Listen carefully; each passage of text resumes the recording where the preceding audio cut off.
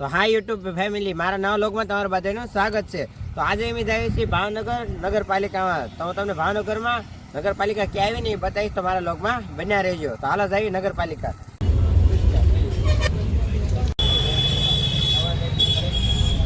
હવે અમે ભાવનગરમાં પ્રવેશ કરી ગયા છીએ।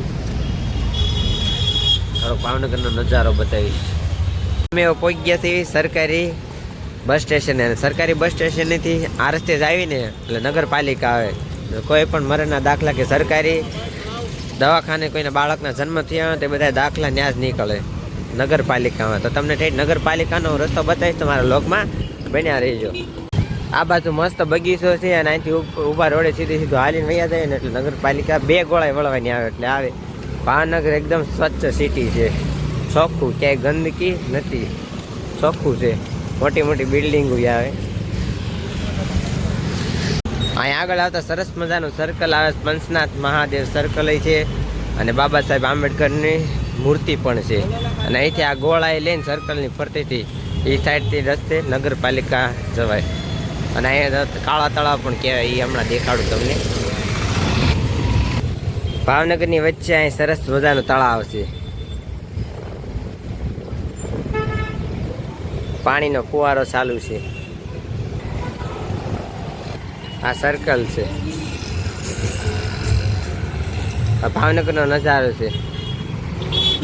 આ સર્કલ ફરીને આ બાજુ નગરપાલિકાનો રસ્તો આવે। મૂર્તિની ઉપર પાણી જાય છે, મસ્ત નજારો। પક્ષીઓ અંદર છે, પક્ષીઓનું આખું વૃક્ષ ભરેલું। આ સિગ્નલ લાઇટથી સીધું વહી જવાનું છે, આ સિગ્નલ જ સીધું વહી જવાનું છે, ક્યાંય વળવાનું નથી। એટલે નગરપાલિકાનો રસ્તો છે। આમાં ફૂલ મસ્ત વેચાય છે, તાંબા પિત્તળની મૂર્તિ પણ વેચાઈ જાય મસ્ત મસ્ત। અને હવે આવી ગયું છે બાપા સીતારામ બાપા સર્કલ। ત્યાંથી વળવા નથી તો ત્યાં સાઈડ જવાનું। બાપા સીતારામ બાપાની જય। આ રસ્તે વહી જવાનું સીધું। હવે આવશે આપણે નગરપાલિકાનો રસ્તો। લક્ષ્મી નારાયણનું મંદિર છે, આ બાજુ મહાદેવનું મંદિર છે જે બને છે હજી। અને આ મોટા મોટા ઝાડ દેખાય ને નગરપાલિકા છે। આ બિલ્ડિંગ અહીંયા રાખવાની મોટી મોટી છે નગરપાલિકા। અહીંયા જન્મ મરણના દાખલા અહીંથી નીકળે।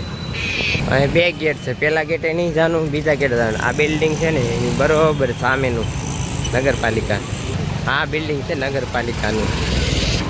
આ રસ્તેથી પાછળથી વહી જવાનું તો જન્મ મરણના દાખલા નોંધણી બધું અહીંયા થાય, પાછળથી જવાય।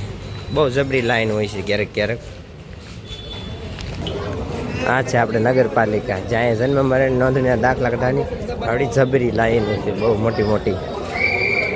જન્મ તારીખનો દાખલો લેવો હોય તો 5 નંબરની બારી ઊભું રહેવાનું। દીકરીનું જન્મ પ્રમાણપત્ર નીકળી ગયું છે અને હવે આવી છે એમી ઘરે।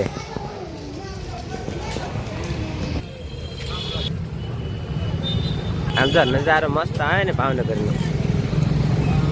રિક્ષામાં બેસી ગયા છે, સરકારી બસ સ્ટેશન જવા, હાલીને ન જવું પડે ને।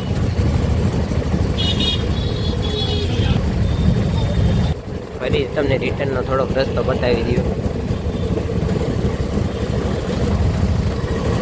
મૂર્તિવાળી બજાર છે, એવું વેચાય છે। જિલ્લા પંચાયત કચેરી છે અહીંયા।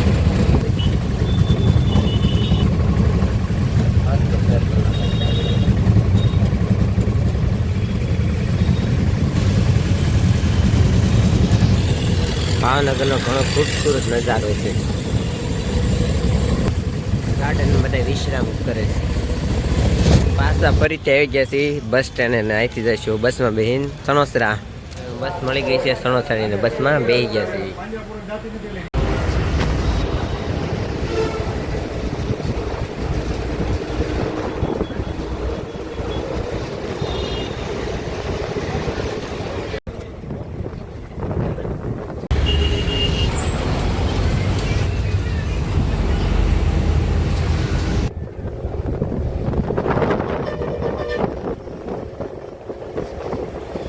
ભાવનગરથી પહોંચી ગયા છે સણોસરા। સણોસરા રામદેવ પીર બાપાનું મંદિર મસ્ત છે। સણોસરાથી અમારા ગામનું વાહન નથી મળતું એટલે અમે ગાડી બોલાવી છે। તો અમને હરેશ લેવા આવે છે. અમને હરેશ લેવા આવી ગયો છે. હવે અમે નીકળી ગયા તણોસરાથી ઘેરે. ગાડી લેવા આવી.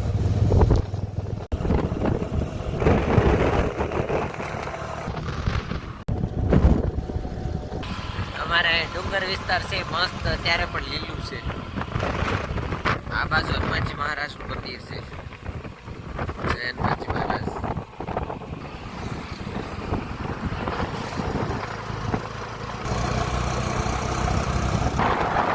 અમારે સાંઢીવડા મહાદેવ પેંડા જ મળે છે. થાબડી પેંડા પ્રખ્યાત છે સાંઢીડા મહાદેવ. અહીંયા બધી દુકાને થાબડીના પેંડા મળે. જેવા પેંડા જોતા ને એવા પેંડા તમે બનાવી દો. પેંડામાં પ્રખ્યાત છે સાંઢીડા મહાદેવ. અને અહીંયા છે મહાદેવનું મંદિર, નીલકંઠ મહાદેવ. બધી પેંડાની દુકાન છે. અત્યારે બધી મીઠાઈ પણ બનાવે.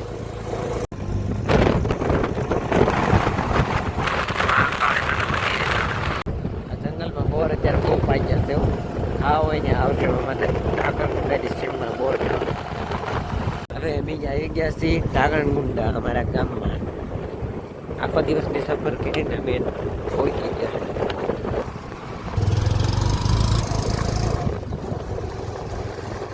તો હવે હું ભાવનગરથી આવી ગયો છું ઘેરે. જો તમને મારો વ્લોગ ગમે તો લાઈક, શેર અને સબસ્ક્રાઇબ જરૂર ને જરૂર કરજો.